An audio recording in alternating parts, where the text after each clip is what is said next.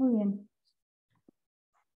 Bueno, haciendo una enzima o un núcleo, un hilo conductor de lo que íbamos dando hasta ahora, habíamos hablado sobre lo que son los enlaces covalentes, los enlaces no covalentes, las proteínas, y ahora lo que vamos a hablar es sobre el rol de las enzimas, más que nada, principalmente porque muchas de las enzimas, en realidad todas las enzimas, son proteínas, al cual a veces pueden tener un grupo funcional extra, ¿tá? Pero la base de toda enzima es una proteína, ¿tá?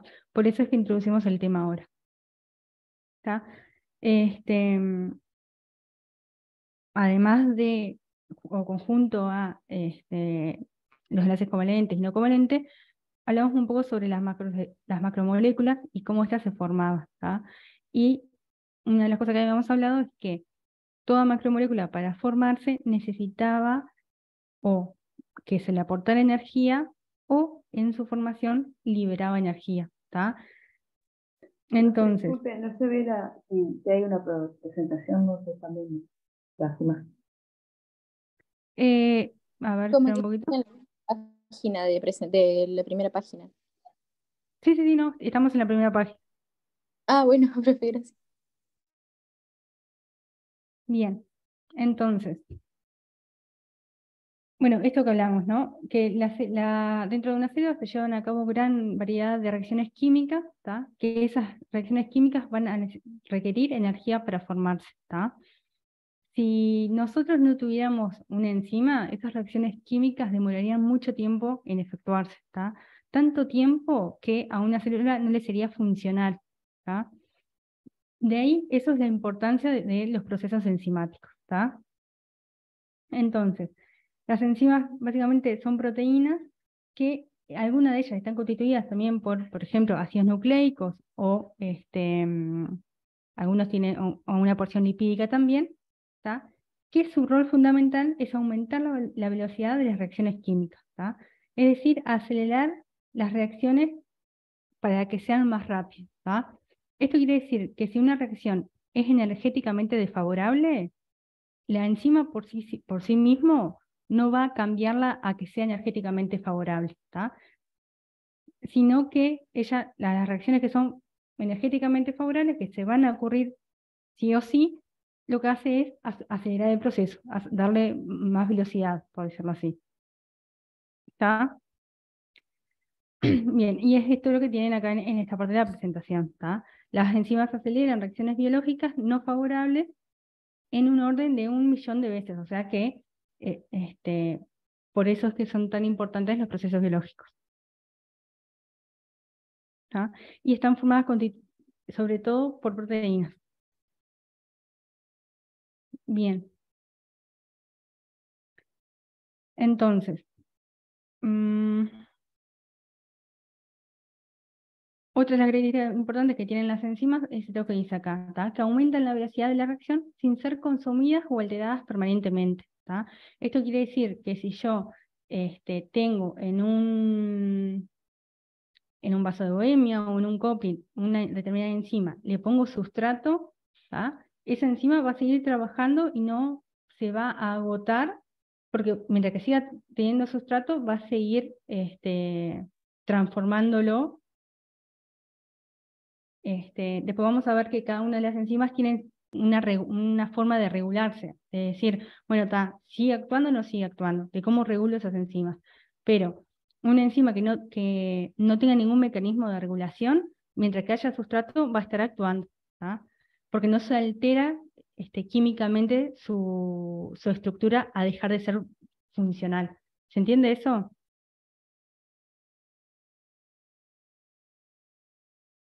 Para más o menos. O sea, ¿No se mientras, cansa? mientras que haya sustrato, va a seguir. No entiendo. Actuando. Ah, claro, actuando. Ahí va. Por eso es que dice que, o sea, cumple su función, es decir, aumenta la velocidad de las reacciones químicas sin ser consumidas o sin alterarse permanentemente. Como decía la compañía, podemos decir que no se cansa, por decirlo así.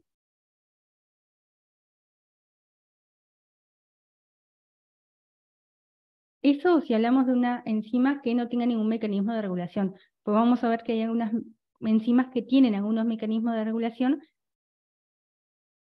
que se le puede poner un stop para que no trabajen más, digamos. ¿Se entiende eso? Sí, profe. Sí, profe. Bien. Bueno, después no altera el equilibrio químico entre el sustrato y el producto. Eso quiere decir que va a disminuir la energía necesaria para que se produzca la reacción química, ¿tá? Pero no va a una reacción que es químicamente, que es energéticamente desfavorable, no la va a convertir a favorable, ¿tá? Yo para convertir una reacción química que es desfavorable en favorable, le tengo que dar energía, ¿tá? ¿Cómo le voy a dar energía? En forma de ATP, ¿tá? Pero una enzima no se encarga de dar energía, no, ella directamente lo que hace es bajar el umbral de energía necesario para que una reacción química ocurra, ¿tá? Si lo podemos poner acá lo pueden ver en esta gráfica, ¿tá? Una reacción química normalmente sola, mientras que va pasando el tiempo, va a ir necesitando toda esta energía para hacerse, ¿tá? Cualquier reacción, ¿tá? Se hace, ahí logra generar el final de la reacción química, ¿tá? Y necesita, por ejemplo, un 100% de energía, ¿tá?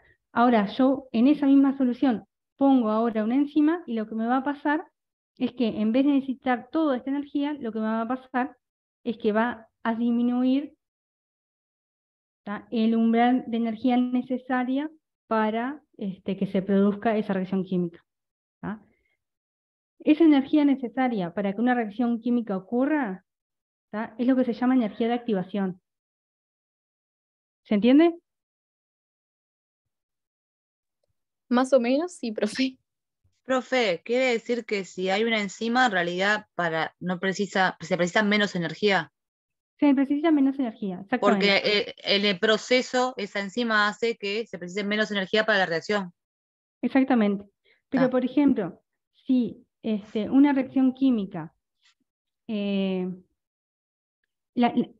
punto importante es que las enzimas no van a cambiar, esto es lo que yo le digo, si una reacción química demora, por ejemplo, en hacerse espontáneamente un día, yo le pongo No, una enzima y va a no va a demorar cambiar eso no se va a modificar. el tiempo, sí, porque va a ser más rápida. Pero no la energía. Si es desfavorable, no. Pero si es, ahí va, pero si es desfavorable, ahí no. Si un proceso químico es energéticamente desfavorable, por más que yo le ponga una enzima, No va a cambiar eso, va a seguir no siendo va a cambiar. desfavorable. Exactamente. Ah. Eso es lo que ustedes tienen en esta parte de la presentación, que dice, no alteran el equilibrio químico entre sustrato y producto. Solo disminuye la cantidad de energía necesaria para alcanzar el estado de transición de la reacción, es decir, para alcanzar el estado de sustrato, pasar a obtener un producto.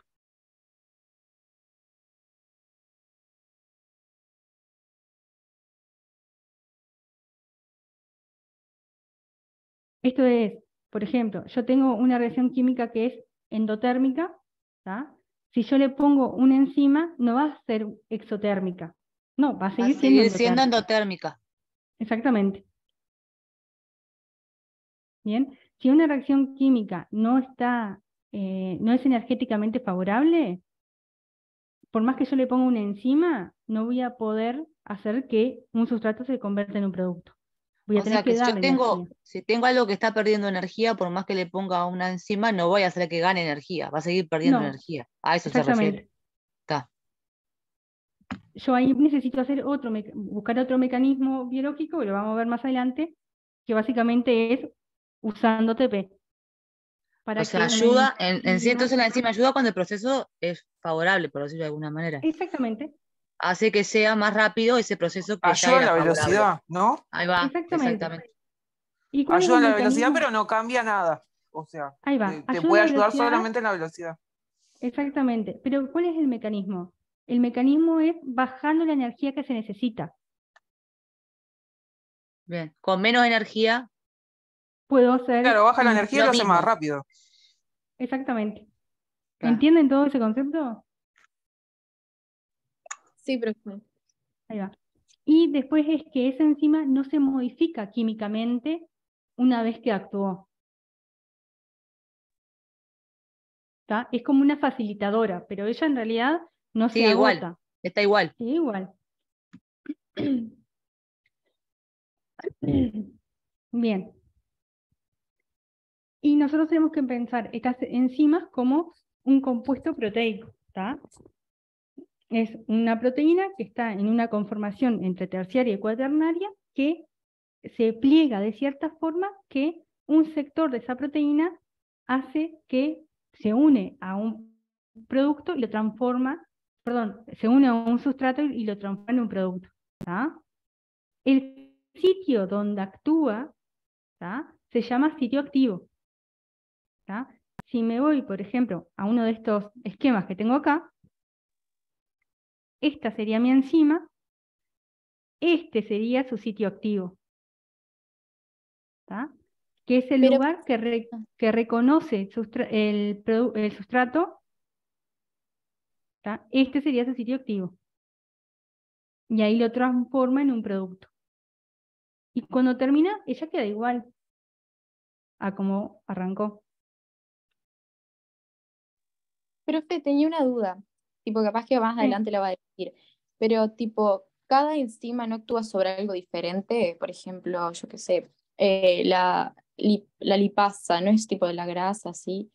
Capaz que más, pero Exactamente. Es correcto eso. Eso lo vamos a ver en los tipos de enzimas que hay.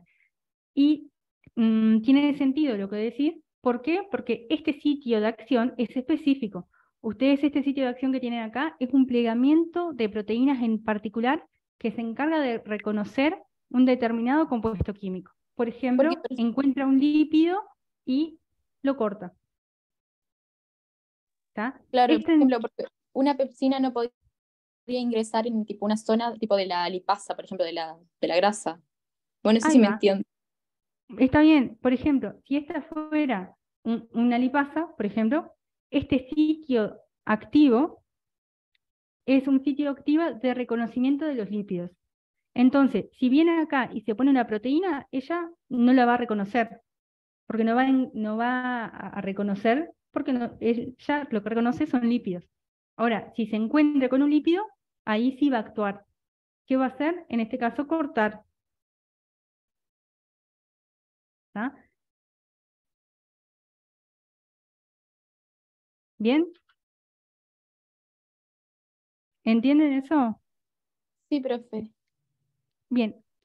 Dijimos que esto eran proteínas, ¿verdad?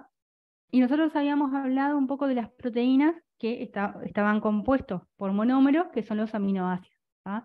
Ahora, ¿qué pasa si, por ejemplo, yo tengo un aminoácido acá que es cargado positivamente, ¿tá? Pero lo cambio y lo pongo cargado negativamente? ¿Qué le va a pasar cuando va a ir a reconocer el No lo sustrato? reconoce. No lo No lo recuerdo. reconoce, exactamente. Por eso se dice que cuando hay algunas mutaciones que alteran el sitio activo, alteran la función de esa enzima. ¿Bien? ¿Puede repetir eso último? Sí, lo que yo le decía es que las enzimas tienen diferentes sectores, ¿tá? Entre ellos, uno de los más importantes es el sitio activo, ¿tá? El sitio activo de una enzima es el sitio de reconocimiento del sustrato, ¿tá? Ahora, ¿qué pasa cuando yo altero el sitio activo de una enzima?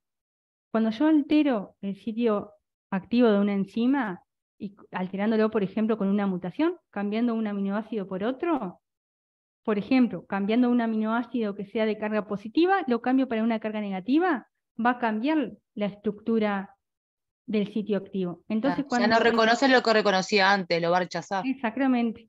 Entonces, cuando encuentre esta lipasa, cuando vaya y encuentre un lípido, no lo va a reconocer, entonces no lo va a cortar. ¿Tá? Si yo hago una mutación acá, en esta parte de acá, que no es mi sitio activo, capaz que no se entera. ¿Tá? Es una mutación que pasa silenciosa.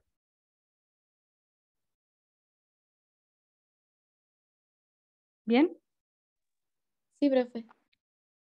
Entonces, habíamos hablado de qué era la energía de activación. La energía de activación es la energía necesaria para que ocurra el estado de transición. ¿Cuál es el estado de transición? El de sustrato a producto. ¿Tá? Es decir, que las enzimas lo que hacen es bajar la energía de activación de una reacción química. ¿Bien? Bueno, y esta disminución de la energía de activación ocurre en lo que conocemos como sitio activo de la enzima. ¿Tá? Acá vemos la energía, lo que nosotros medíamos como energía libre de Gibbs, ¿se acuerdan? Vemos que fisiológicamente ocurre así, una reacción, pero cuando yo le agrego una enzima, esa reacción química necesita menos energía. ¿Estamos bien? Por ahora sí, profe. Bien. Profe, dijiste entonces que las enzimas bajan la energía de qué, de la reacción. La energía de activación, Ah, de activación. Gracias. que es la energía necesaria para alcanzar el estado de transición, es decir, para pasar del sustrato al producto. ¿Bien?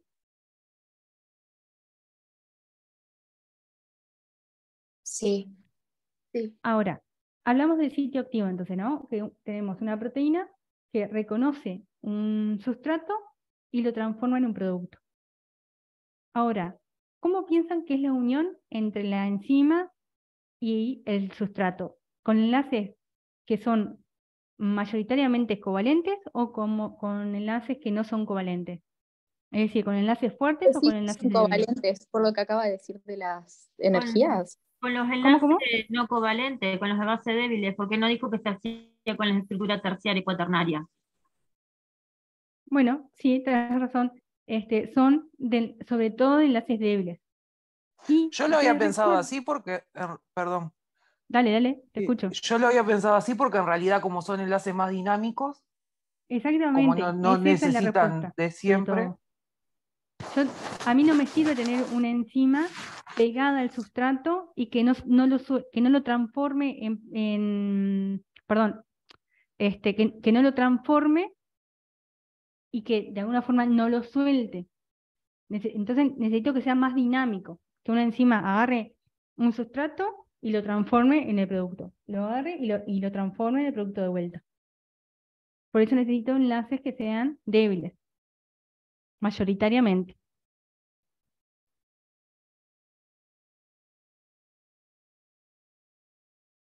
¿Bien? Sí, ay. Bien. Ahora vamos a hablar de lo que son, cómo actúan estas enzimas. ¿Tá? Y tienen dos mecanismos de acción.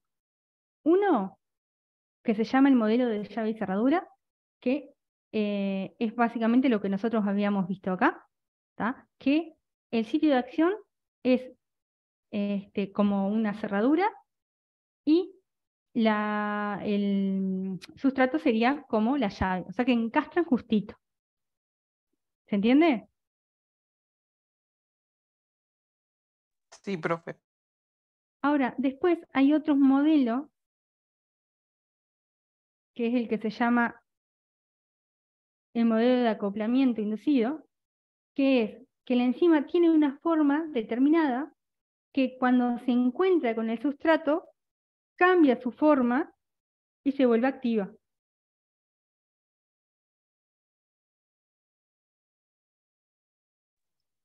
¿Podría ¿Tá? repetir eso, por favor? ¿Sí?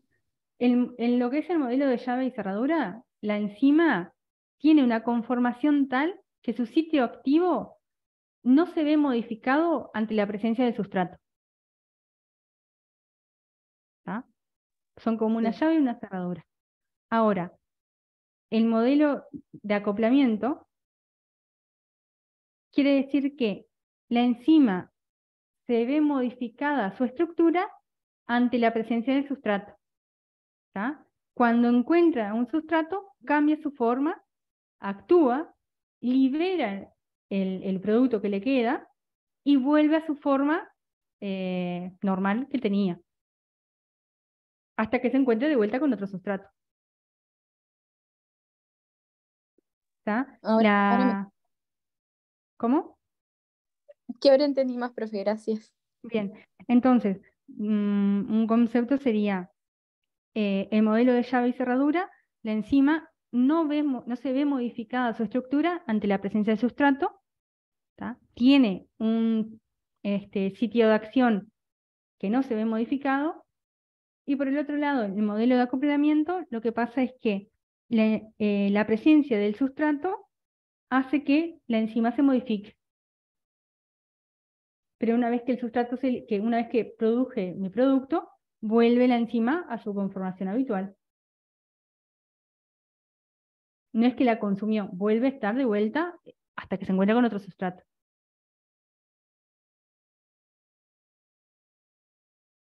¿Tá? Esos son los dos mecanismos.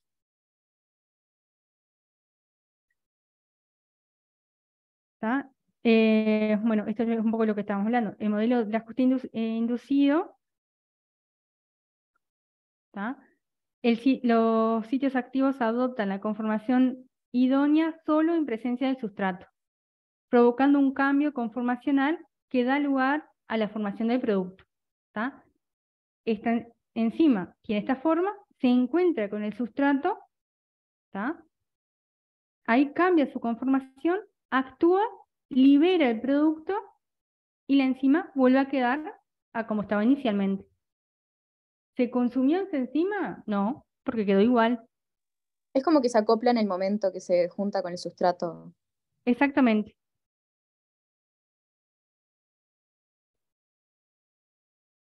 ¿Bien? Sí. Perfecto. Seguimos entonces. Bueno, y acá tenemos lo que hablábamos de la clasificación de las enzimas. Dijimos que habían diferentes tipos de enzimas.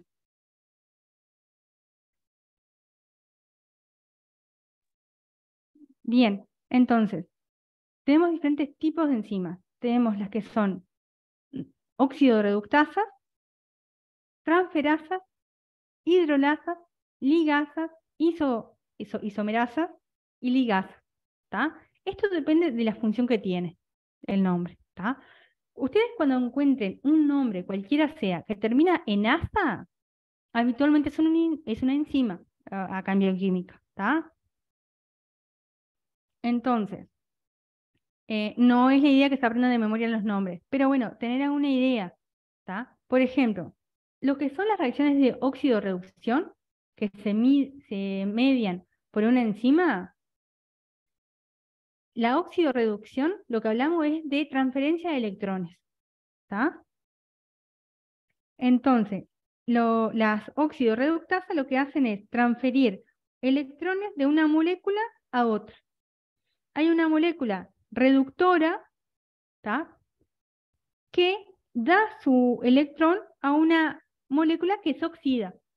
Es decir, que yo oxido dando electrones. ¿Tá? Yo me oxido cuando me dan un electrón. ¿Tá? ¿Se entiende?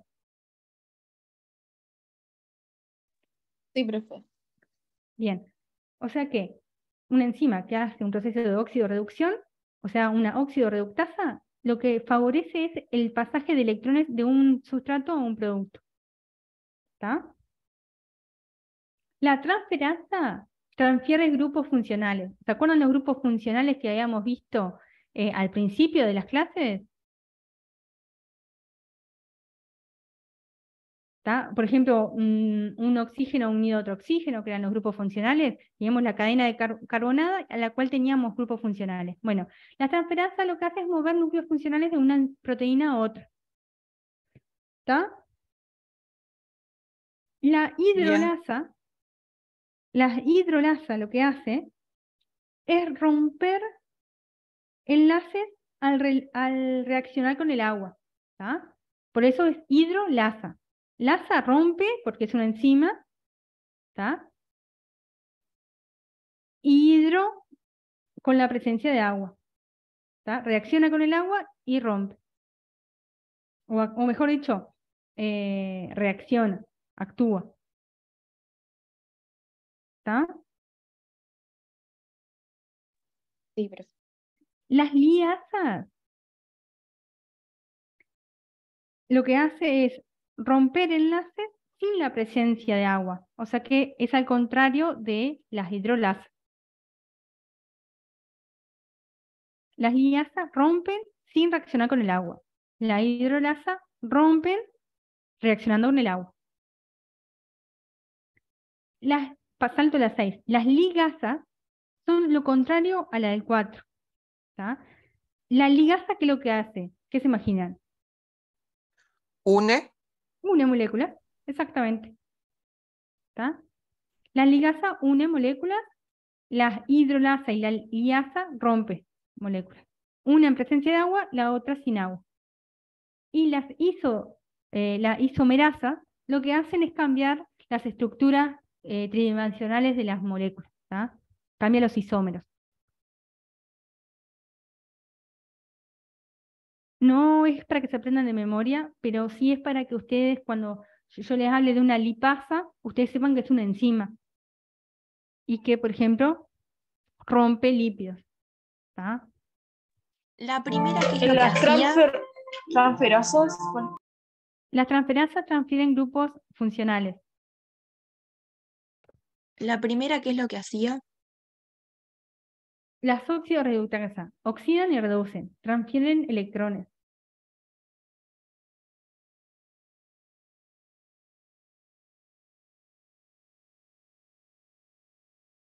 ¿Se entiende? Sí, profe.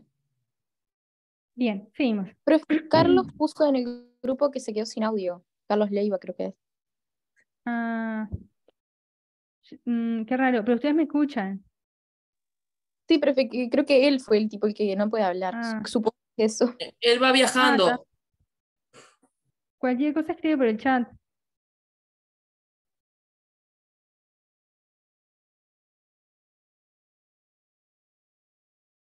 Capaz que no escucha él. Bueno, no sé, cualquier cosa le pasamos el video después. Bien, seguimos. Así nos trancamos. Bien.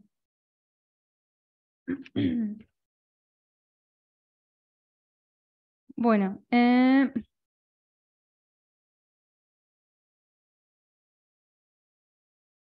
bueno, esto es lo que habíamos hablado de las reacciones químicas entre la enzima y el sustrato, ¿tá? Que son más que nada son reacciones químicas son enlaces no covalentes, débiles, ¿tá? Entre ellos, las más comunes son las hidrofóbicas o del tipo iónica. Bien. Y acá, por ejemplo, tenemos un ejemplo de una serin proteasa. ¿Tá? Si me quedo con el nombre, serin proteasa. ¿Qué se le ocurre que es una proteasa? Asa sabemos que es una enzima. ¿Y a qué va la Proteína. referencia? Una enzima de Proteína. la Ahí va, una enzima que se encarga de romper enlaces proteicos. ¿Tá? Y se llama serin porque tiene un grupo serin en su sitio activo. ¿Tá? Y este es el mecanismo de acción que tiene. Encuentra una cadena polipeptídica, acá tiene el enlace peptídico, lo reconoce y lo corta. ¿Tá? Y lo libera. Y después libera el otro sustrato, el otro producto, libera las dos. ¿Tá?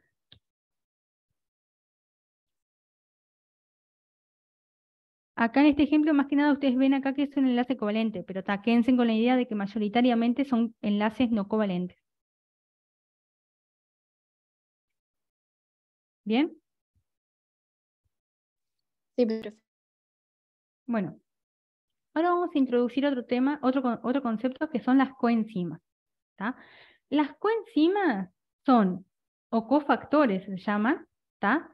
Son grupos pequeños, pueden ser una molécula pequeña o, por ejemplo, un átomo, ¿está? Que es necesario para que la enzima funcione, ¿está? Es un cofactor. No cambia perdón, es un se llama cofactor, ¿está? Por ejemplo, tengo esta enzima que se encuentra con este sustrato, pero no puede actuar hasta que se le agregue su cofactor. Pero no todas las enzimas tienen cofactores, ¿está?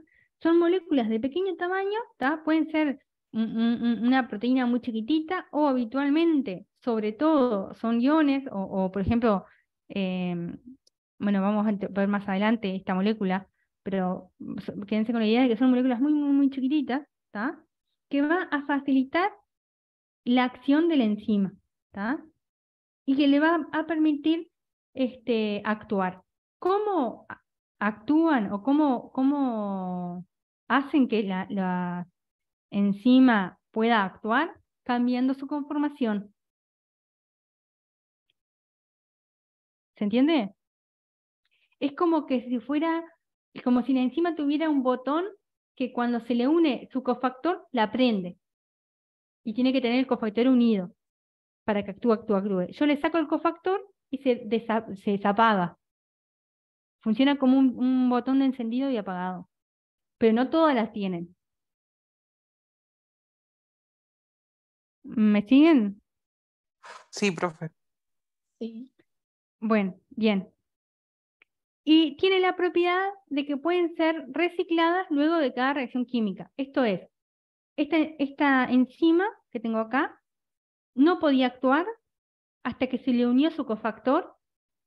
Ahí se le unió el cofactor y pudo actuar. Y una vez que actúa, queda la enzima por un lado y el cofactor por el otro. Esto quiere decir, ¿se me agota el cofactor? No, porque No. se puede volver a usar. No, porque se puede volver a usar, exactamente.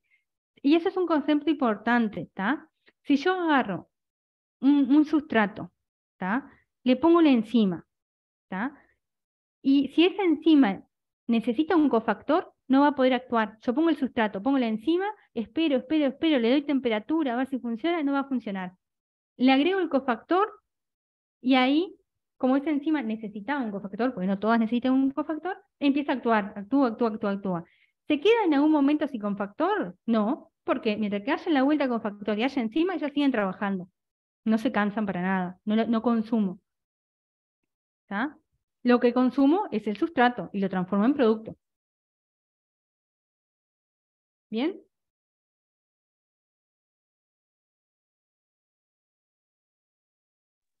Sí, profe. Perfecto. Entonces, dame un segundo.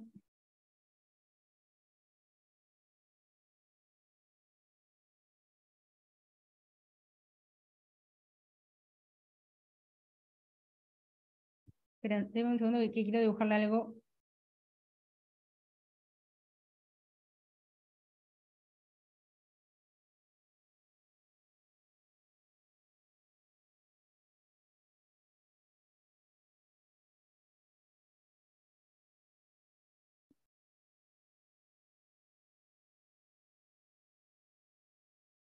Hagamos de cuenta así.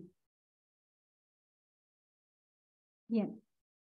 Esta es la enzima. ¿Está?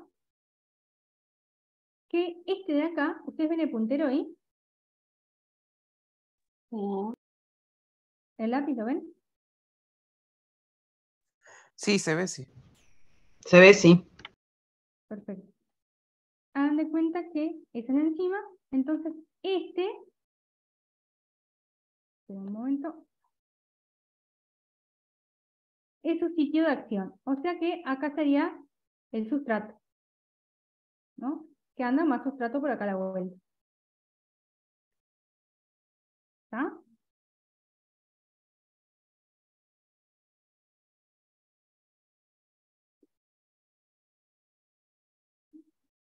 Además de tener ese sitio de acción, tiene otro sitio que es el donde actúa el cofactor. ¿Está? Por ejemplo, este de acá. ¿Bien? Y eso no lo tienen todas las enzimas, ¿verdad? Solo las enzimas que necesitan cofactores. ¿Está? Y además de tener este sitio de unión al cofactor, pueden tener otro sitio de activación o inhibición. Un sitio de regulación.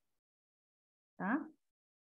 Entonces, toda enzima sí o sí tiene que tener un sitio de acción porque es el motivo de ser, digamos, de una enzima. ¿Tá? Necesita tener un sitio de acción para reconocer un sustrato y transformarlo en producto.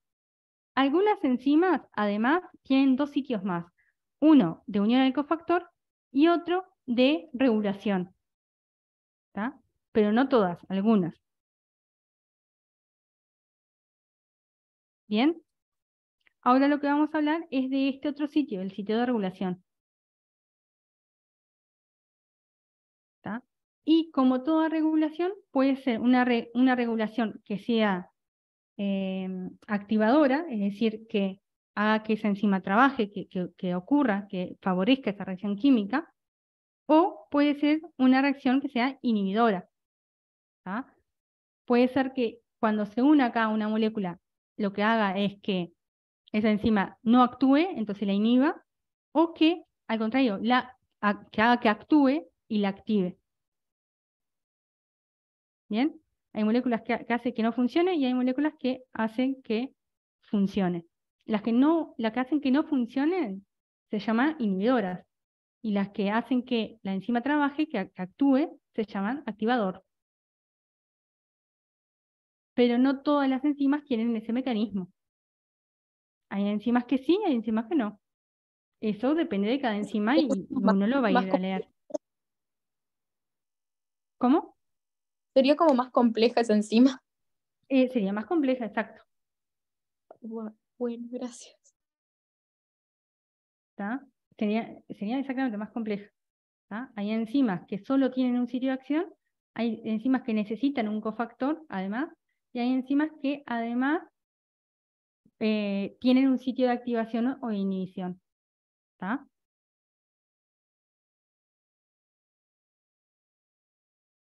Bien. Esos sitios se llaman sitios reguladores. ¿Tá? Y esos sitios reguladores son sitios diferentes al sitio de acción.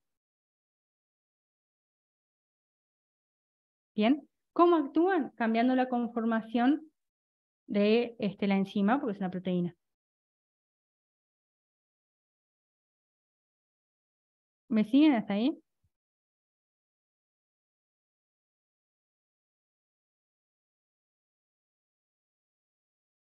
Son regulaciones que cambian la estructura química de la enzima. Bien, profe. Bien, borramos ahí entonces.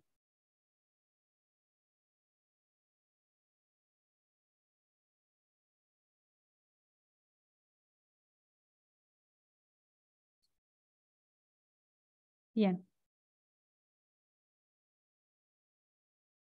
¿Y cómo puedo modificar cómo puedo regular una enzima? A través de tres mecanismos. ¿Tá? Un mecanismo que se llama de retroalimentación, que eso depende de la cantidad y disponibilidad del producto, ¿tá? Al cual, al cual está actuando. ¿Tá? Esto tiene que ver con, por ejemplo, vamos a hacerle, le hago un esquema.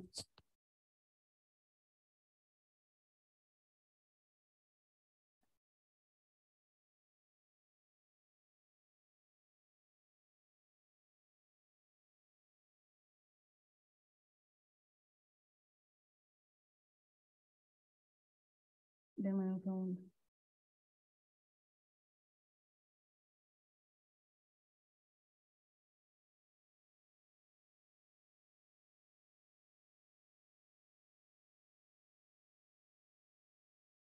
Esto es, esta es mi enzima y este es mi sustrato. ¿Tá? Esta enzima viene, encuentra este sustrato, ingresa a su sitio de acción y lo transforma en este producto. ¿Me siguen hasta ahí? Sí, profe. Bien. Y así con un montón de sustrato más. Yo le dibujé solo uno, pero hagan de cuenta que hay un montón de sustrato. Ella va a seguir actuando. Pero ¿qué pasa? En algún momento se le van a empezar a acumular el producto, ¿verdad? Porque va a actuar mucho. Este producto puede ir y unirse a este sitio, que es el sitio regulatorio, de regulación. Este sitio regulador, cuando se le une este producto, cambia la conformación y, por ejemplo, apaga la enzima. Hace que este sitio de acción se modifique químicamente y deje de actuar. Eso es lo que yo llamo una inhibición por retroalimentación. Su propio producto actúa regulándola.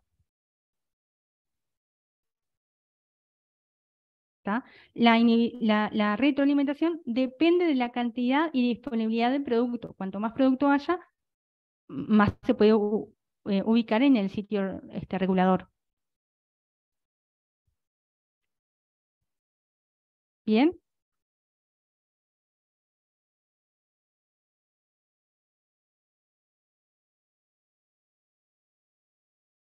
Y yo puedo tener una retroalimentación que sea negativa, es decir, que haga que esa enzima no actúe más, o puedo tener una retroalimentación positiva, que es cuando se ubica ese producto en el sitio regulador, hace que esa enzima trabaje más. Eso es o una retroalimentación negativa porque hace que no trabaje, o una retroalimentación positiva. Son todos mecanismos de retroalimentación.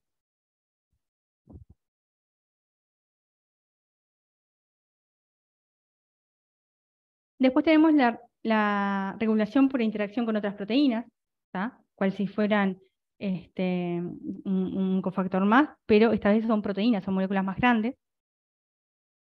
Y después tenés regulaciones por modificaciones covalentes de la propia enzima. Le agrego un grupo funcional, por ejemplo, de la fosforilo, de fosfatos, y hago que esa enzima actúe. Esos son los 3 mecanismos que yo tengo de regulación enzimática. ¿Borro y seguimos? Sí, profe. Sí, profe. No sé si un Bien. compañero dijo que no, que sí, pero no entendí.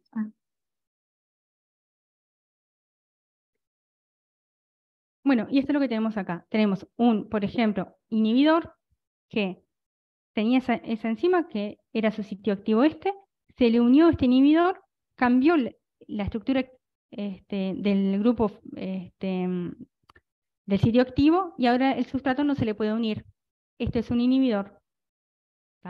Ahora tenemos acá de este otro lado un activador.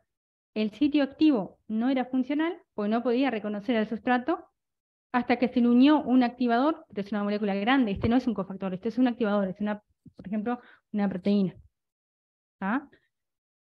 Y ahí sí permite que el sustrato se pueda unir al sitio activo.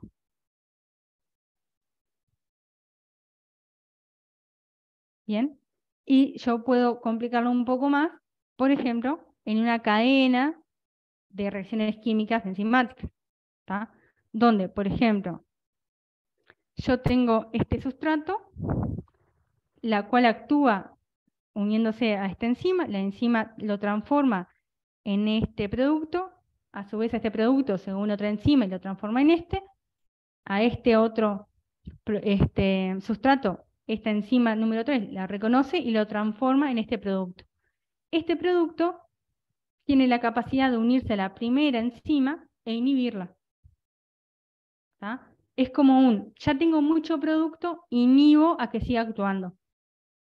Me empieza a bajar la cantidad de producto, ahí ya no se puede unir a mi primera enzima y la primera enzima empieza a trabajar de vuelta. ¿Puede suceder al revés también, profe? Tipo que inhiba no, que active en cadena sí. También, exactamente. Pues eso sería una regulación positiva. Bueno, muchas gracias. Bien. Bueno, y este es un ejemplo más, pero es para que sepan un ejemplo. Por ejemplo, las que se llaman proteínquinasas, lo que hacen es, a las proteínas, por eso es proteínquinasa, lo que hacen es agregarle un grupo fosfato a las proteínas. Esta reacción química ocurriría normalmente a una velocidad muy lenta. Cuando yo lo agrego a una proteínquinasa, lo que hago es favorecer que se produzca, y esta reacción sería agregarle un grupo fosfato a esta proteína. ¿Tá? Podría ser un mecanismo de regulación de una enzima. Hagan de cuenta que esta es una enzima, yo la regulo cambiando su estructura, que es lo que habíamos hablado acá, la regulación por adición de modificaciones covalentes, por ejemplo la fosforilación. ¿Tá? Yo le agrego un grupo fosfato y la transformé en activa.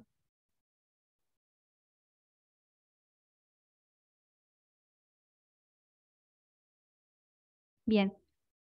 Ahora, esta proteínquinasa, vamos de vuelta a lo que hablábamos al principio. Si yo le agrego más proteínas y más grupo, la misma proteína, ¿verdad? Y le agrego más ATP y le agrego más grupos dadores de fosfato, esta proteína en algún momento se me satura y ya no actúa más.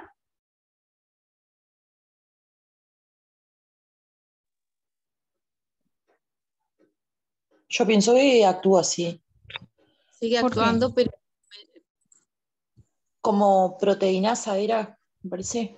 No estoy mal. Es una proteínquinasa, dijimos. Va a seguir actuando porque está bien, pero ¿por qué? Porque no se agota y sigue Exactamente. teniendo, ¿cómo es? Bueno, no me acuerdo cómo es lo que era que tenía, pero tenía. Ahí va, sigue actuando, no cambia su conformación. Que era lo que habíamos dicho por acá. Aumenta la velocidad de reacción sin ser consumidas o alteradas permanentemente. Pero la energía no es la misma. Disminuye la energía de la reacción, pero ella, la enzima no se modifica. Y si necesita un cofactor, por ejemplo, consume el cofactor. Yo voy a necesitar ponerle más No cofactor. no porque el cofactor tampoco se desgasta. O sea que sigue siendo Exactamente. exactamente lo mismo que la enzima. Exactamente. O sea que la energía de la enzima sería infinita, por así decirlo. Sí, hasta que se quede sin sustrato. Claro, pero ahí ya no depende de ella, depende del sustrato. Exactamente, porque se quedó sin sustrato para Claro, transformar se en quedó producto. sin materia prima, digamos, para hacer más. Exactamente.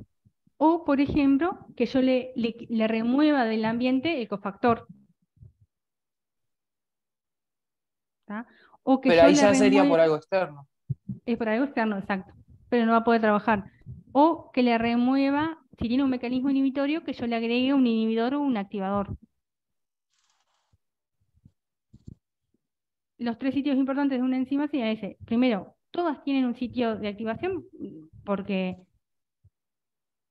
un sitio activo, perdón, porque es el motivo de ser de una enzima, necesita tener un sitio activo que es muy, muy preciso. Cualquier modificación que le hagan ahí en ese sitio activo va a cambiar el mecanismo de acción de esa enzima. ¿Tá? Y además pueden tener 2 sitios más, uno de unión del cofactor, que es que lo tiene, y otro de unión de una proteína que ya sea, o una proteína reguladora, que ya sea activador o inhibidor. ¿Tá? Y esta forma de regulación puede ser de 3 formas, que fue esto que hablamos acá. ¿Alguna duda? Por ahora no, profe. Bien, eso sería lo que tendríamos que hablar de mecanismos enzimáticos. Si no tienen duda de esto, podemos ver alguna duda de las clases anteriores.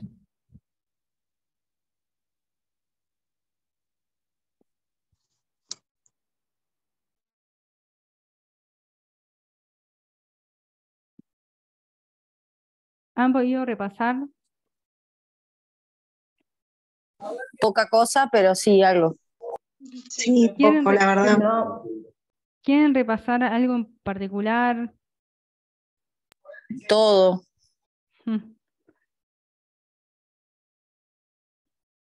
Profe, más o menos díganos de qué es lo que nos iría a preguntar, no obviamente las preguntas, pero más o menos para que nosotros nos podamos guiar de qué puntualmente podemos ir a estudiar, porque son un montón de temas que tenemos del otro profesor también. Ujú. O qué es lo que no nos podemos pasar por alto. Bien.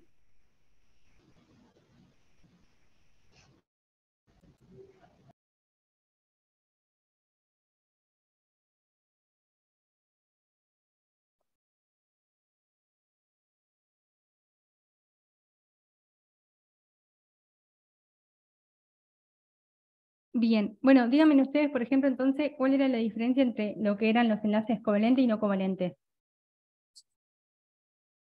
¿Qué recuerdan? Que los covalentes se unían a través de enlaces, no, de los electrones. Eso era. Ahí va, Enlaces compartiendo el Normalmente electrón y que por los el covalentes objeto. eran enlaces más fuertes. Ahí va. Lo que dijeron, bien, que los enlaces covalentes eran aquellos que se producían compartiendo electrones, ¿tá? Y también eso que dijeron, que no llegué a ver quién fue que dijo, pero la que regla del octeto, que eran siempre de 8. Que los covalentes eran más fuertes ahí que va, los, que los no que los no covalentes. Perfecto. Necesito más energía para romperlo. Ahí va, exacto. Y ustedes se acuerdan que dentro de los covalentes teníamos, por ejemplo, algunos que eran dobles o que eran simples, ¿se acuerdan? Sí. Sí. Ahí va, que un enlace covalente simple y un enlace covalente doble, en el doble necesitábamos más energía también para romperlo. Por lo tanto, el doble era más fuerte. Exactamente. ¿Tá? Después que de los átomos que teníamos, los básicos eran estos 4, ¿tá? Pero sobre todo, en lo que era la química orgánica, estaban todos formados por una estructura de carbono, ¿se acuerdan? Al cual después le íbamos a unir grupos funcionales. Una cadena hidrocarbonada que se le unía en grupos funcionales. Exactamente, perfecto. Bien. Bueno, que los enlaces teníamos... a ver qué más le podemos...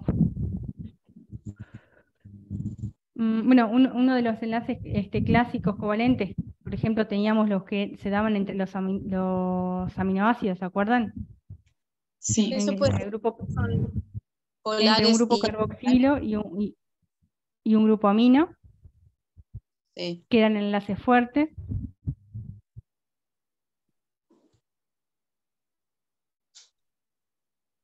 Bien. Y después de los enlaces débiles, ¿qué se acuerdan? Fuerza de Van der Waals. Sí. Los puentes de hidrógeno. Ahí va. La otra. Iónicos también puede ser. Por Bien. iones. Sí. Las interacciones hidrofóbicas. Ahí va, exactamente.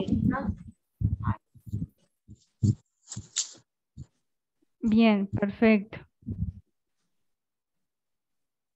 Bien. Déjame ver, repasar un poquito. ¿Lo covalente? ¿Cómo se forma el puente de hidrógeno? Es importante, ¿no? Sí, ¿alguien me hizo una pregunta antes? Los enlaces no covalentes es lo que dicen que son enlaces más débiles. Ahí va, eso también, lo mismo. Los enlaces no covalentes eran los enlaces débiles.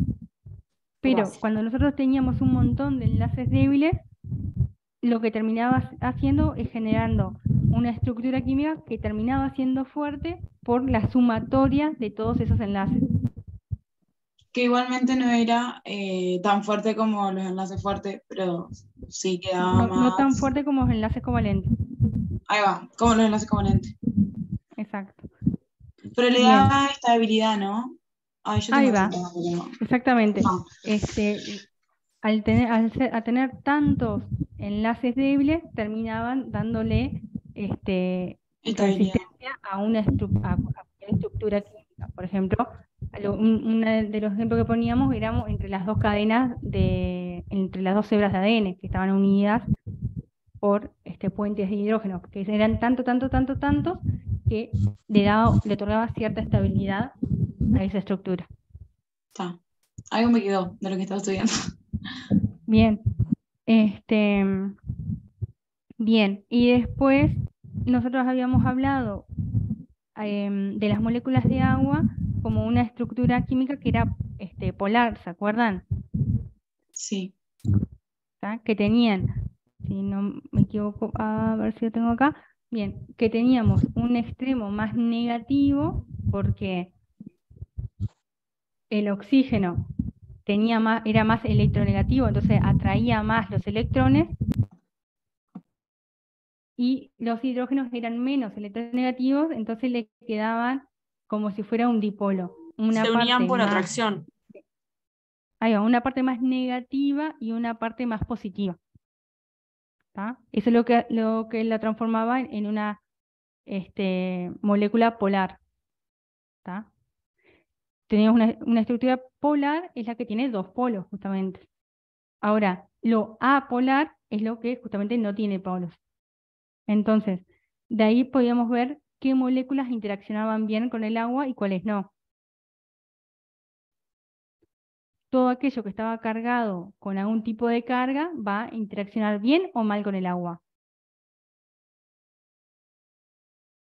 Cargado positivamente. O negativo, cualquier carga. ¿Interacciona bien o mal con el agua? Bien. Bien. Bien. Son hidrofílicos.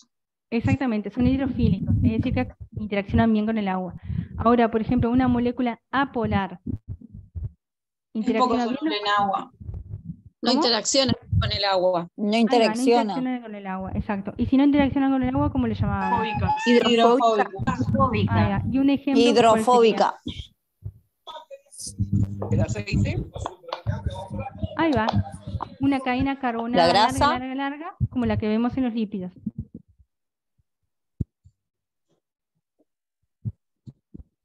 Entonces, por ejemplo, acá tenemos los gases. Por ejemplo, el nitrógeno es apolar. ¿Interacciona bien o mal? Mal, profe. Exacto. Es hidrofóbico. Es hidrofóbico, exacto. Bien, y después una de las cosas que teníamos es que los lípidos necesitan ingresar es una estructura química importante para toda la función de una célula, y necesitamos ingresarla para que sea activa, y la forma que nosotros teníamos de poder tener lípidos en un ambiente rico de agua es transformándolos en estructuras anfipáticas. Las estructuras anfipáticas eran aquellas que tenían una porción con afinidad al agua y una porción sin afinidad al agua, que podían adoptar las estructuras químicas que se llamaban micelas. ¿Tá? Y un ejemplo era este sector es hidrofílico y este sector de adentro es hidrofóbico. ¿Puedo repetir esto, profesora, lo de anfipáticos? Sí, los anfipáticos dijimos que eran las estructuras que tenían un componente, por un lado, una estructura que es más hidrofílica y una estructura que es hidrofóbica. ¿Tá? Que cuando se somete a un ambiente... Se le hace como una capa por fuera para que pueda hacer... Ahí va, para que cuando pueda se somete interaccionar. a un ambiente que es rico en agua, lo que hace es exponer el sector que es hidrofílico hacia el exterior, en contacto con el agua, y el sector que es más hidrofóbico se unen entre ellos hacia dentro de esa estructura que se llama micela. Como la membrana del núcleo. Como la membrana del núcleo, que la membrana del núcleo y la membrana celular, que está formado por una bicapa lipídica. Bien, perfecto. Bien.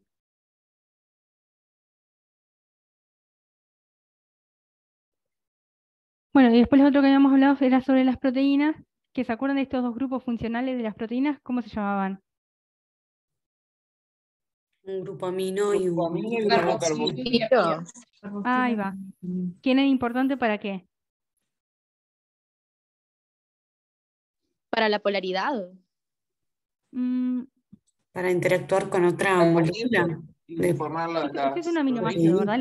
La estructura básica de un aminoácido es un grupo carboxilo, como dijeron ustedes, y un grupo amino, y después otro grupo R, ¿qué era que me permitía el grupo R? Ver la polaridad. Sí, y un pasito antes, ¿qué hago yo con el grupo R? Le da la negatividad o positividad. Ahí va, y por lo tanto lo clasifico, ¿verdad? La carga total, sin contar el grupo R, ¿esta carga total cómo es? ¿Positiva, negativa o neutra? Neutra. Ahí va. Pero si yo le modifico el grupo R, Va a quedar con la carga del grupo R. exactamente. Entonces ahí pasamos a tener algunos aminoácidos que eran más de carga positiva, de carga negativa, o sin carga. Bien. ¿Y para qué era que a mí me importaba el grupo carboxilo y el grupo amino, entonces, en un aminoácido?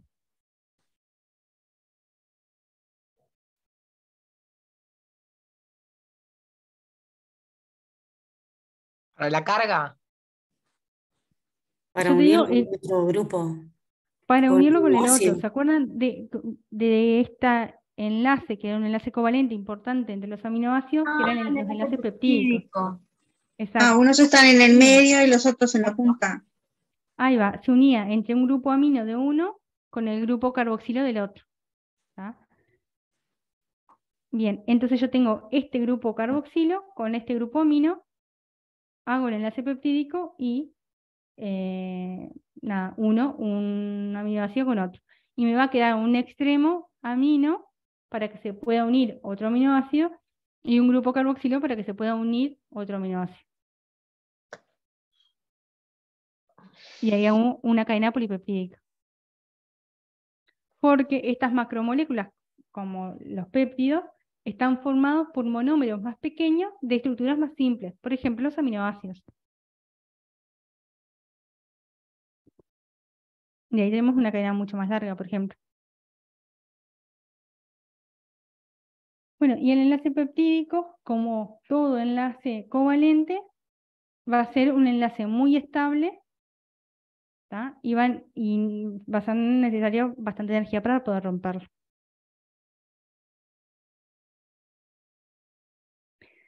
Bien. Y otra de las cosas que O sea que hablábamos, son enlaces fuertes. El enlace peptídico es un enlace fuerte. exacto, porque es un enlace covalente. Ah.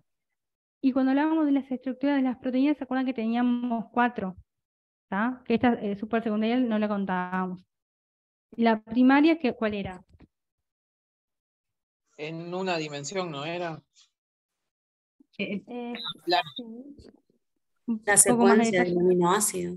Ahí va, la secuencia de aminoácidos, ¿tá? Por ejemplo, lisina, glicina, leucina, valina, alanina, histidina. ¿Y la estructura secundaria cuál era? Es como se ve la Era como la primera primera, pero más aplanada. Levante uno la mano si quiere y así.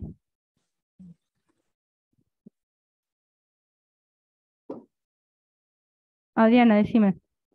Era como la primera, pero un poquito más aplanada. No tendrían esa forma de como tirabuzón, no sé si me explico. Entiendo lo que me querés decir, pero no, era un poco más, un pasito antes. La primaria dijimos que era la secuencia de aminoácidos, cual si yo lo escribiera en un papel. Primero viene la lisina, después viene la valina, y así voy poniendo A, B, C, A, y así, la línea. Micaela, decime. Es como ¿Cuál era la estructura? se dispone en el espacio la estructura primaria, que puede ser en hélice o en zigzag. Ahí va, exacto. Bueno, yo tengo esta lista de aminoácidos. Ahora, ¿cómo se organiza en el espacio? ¿Se organiza en forma de hélice, ¿tá? Que era esta forma? ¿O se organiza en esta otra, en forma de zigzag, ¿tá? Si yo te digo una definición más específica, es esa que dijiste. La estructura secundaria es cómo se organiza en el espacio la estructura primaria. Y esa analogía puedes usarlo para la estructura terciaria y la cuaternaria. La terciaria es cómo se organiza en el espacio la estructura secundaria. Que la estructura terciaria puede estar formada tanto por estructuras de hélice como de zigzag. ¿Tá? Que tenemos acá, por ejemplo. Puede ser que venga todo hélice, hélice, hélice, y de repente se vuelve zigzag, y después hélice, hélice, hélice, hélice, hélice de vuelta. Esa sería mi estructura terciaria. Profesora, o sea que son los mismos aminoácidos dispuestos de una forma diferente. Exacto. Sí, es lo mismo. No es que la lisina se me fue para acá y se me puso entre las dos lisinas. No, la lisina está unida por el enlace peptídico fuerte a la otra lisina. Y esta Sí. otra lisina a la glicina. Ahora, ¿cómo yo esto lo voy a disponer en el espacio? En vez de estar lo dispuesto en dispongo- forma lineal, que sería la primaria, va cambiando la forma y va cambiando la estructura secundaria, terciaria y cuaternaria. Exactamente. Pero son Las los mismos componentes, a eso voy. Y en el mismo orden. Está, bien. ¿Tá? Si yo agarro esta estructura terciaria, la agarro de esta punta y desde esta punta y la estiro lo más que pueda, voy a terminar en esta. Vuelvo a la primaria, Exactamente. digamos. Está. ¿Tá? Y mi estructura cuaternaria era cuando se me unían varias unidades de la terciaria. ¿Cómo, profe? Perdón que no escuché bien. Sí, la estructura cuaternaria es cuando se unen varias estructuras terciarias, forman las estructuras cuaternarias. O en otras palabras, la estructura cuaternaria está formada por varias subunidades de proteínas conformando estructuras terciarias.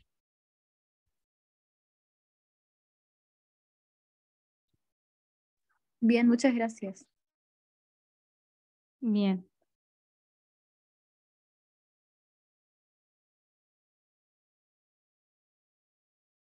Bien. Esta podría ser, por ejemplo, una enzima, que este sería su sitio activo, por ejemplo, ¿tá? Y este sería su sitio de unión al cofactor, para relacionarlo con la clase que dimos ahora, hace un ratito. Ah, porque habíamos hablado que eran estructuras terciarias y cuaternarias, ¿no? Las enzimas. Exactamente. Bien. Bien. Bueno, ¿alguna otra duda? Yo creo que ahí ya más o menos repasamos lo que fuimos dando. No, profe, re bien. Profe, yo tengo una pregunta. En la estructura primaria, los aminoácidos están unidos covalentemente, Sí, por enlace, ¿cómo se llaman? peptídicos. Exacto. Y en la estructura terciaria están unidos no covalentemente. Los aminoácidos entre sí están unidos covalentemente igual. Entre ellos están unidos covalentemente. O sea, la lisina a esta lisina, esta lisina a esta glicina y esta glicina a esta leucina están unidos covalentemente. Ahora, ¿qué pasa? Por ejemplo, este aminoácido que usted ve mi flecha ahí, sí. Este aminoácido a este aminoácido de acá, ¿cómo está unido? Este de acá a este de acá. No lo tienen dibujado, pero ¿cuál es su Es no interacción? covalente. Es no Es covalente. no covalente. Ponele que sea un Puente de aminoácido hidrógeno. acá, puede ser un puente de hidrógeno, por ejemplo, o, mira, este es un enlace cargado positivamente y este es negativo, entonces atraen por carga. Enlace iónico también puede ser. Puede ser un enlace iónico también, pero Sí. son enlaces como covalente o no covalente. No covalentes débiles No son. covalente, exactamente. Y esta estructura, también, este sector de acá, por ejemplo, con este de acá, está unido por enlace no covalente. ¿Tá? La estructura terciaria, secundaria y cuaternaria se mantiene así por enlaces no covalentes. ¿Eso quiere decir que es débil? Y bueno, lo que pasa es que hay tantos enlaces no covalentes que termina siendo una estructura bastante estable. que le voy a tener que poner bastante energía para desarmarla o romperla, porque tengo tantos enlaces débiles que terminan siendo bastante fuerte o bastante estable la estructura. Ok, profe, gracias. Una consulta. Sí. Es en cuanto al agua. El agua es la molécula de tipo LAR, pero solo el agua tiene enlace covalente. Porque A después ver. lo otro que hablamos en cuanto al enlace en disolución. ¿Puedes repetir que no te entendí? La molécula de agua. Sí. ¿Es un enlace covalente? Sí, bien es tipo LAR. La molécula de agua es un oxígeno unidos a dos hidrógenos de forma covalente. Ah, bien. ¿No? Que es esto que teníamos acá. ¿Para qué voy a la...? Porque el resto de lo que hicimos de eso, de polilos y eso, fue con el efecto del agua lo que hace, ¿verdad? Esto que habíamos visto acá.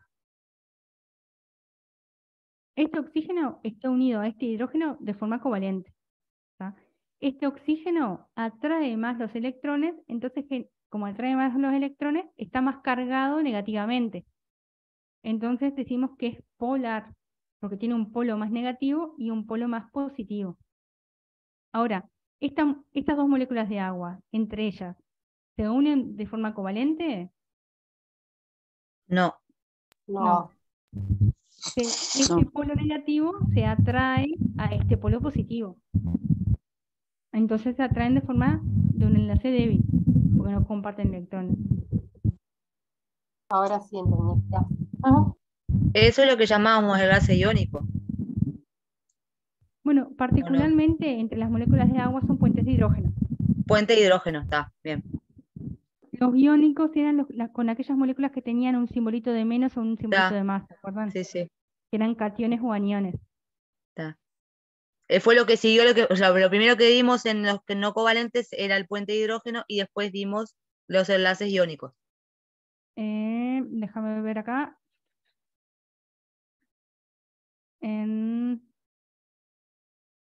Sí. El orden no me lo acuerdo, pero esta es el agua. Sí, vos explicaste los Sí. hidrógenos que quedaban ahí bollando, que era lo del puente de hidrógeno. Ahí va. Sí. Y estos que tienen carga, por ejemplo, son los iónicos. Exacto. Muy bien, eso sería más o menos repasar las diapositivas que fuimos dando. Bárbaro. Gracias, profe. Bueno, cualquier duda que tengan antes Muchas gracias. me mandan por mail sin ningún problema. Muchas gracias. Muchas gracias por todo. Bárbaro, gracias. Gracias, profe. Gracias. Gracias. Muchas gracias. ¿Qué pasó? Gracias, profe.